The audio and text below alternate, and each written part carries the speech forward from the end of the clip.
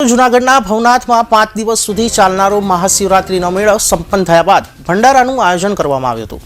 સત્તાધાર ધામના મહંત વિજય બાપુની ઉપસ્થિતિમાં ભવ્ય ભંડારો યોજવામાં આવ્યો હતો। ભંડારામાં મોટી સંખ્યામાં સાધુ સંતો અને મહંતો હાજર રહી ભોજન પ્રસાદ ગ્રહણ કર્યો હતો।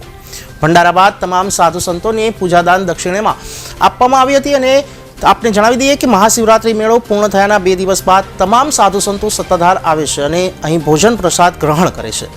विधिवत महाशिवरात्रिनो मेळो सत्ताधार खाते संपन्न थाय तेवी परंपरा छे। शिवरात्रिનું આપણું સનાતન જાગરણનું મોટું પર્વ છે ભારત વર્ષમાં। આજના પર્વમાં મહાપુરુષોએ જે સનાતન જાગરણ કર્યું છે આજ સુધીનું, એમાં આપ બધા સાક્ષી બન્યા છે।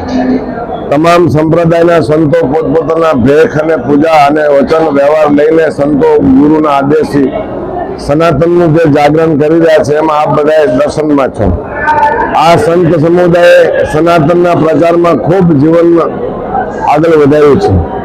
ભેખ દર્શનમાં, ખર દર્શનમાં સનાતનનો પ્રચાર થાય છે અને સનાતનને વેગ મળે છે। આવનારા સમયમાં નવી પેઢી સનાતનને અનુસરે અને અભ્યાસુ બને।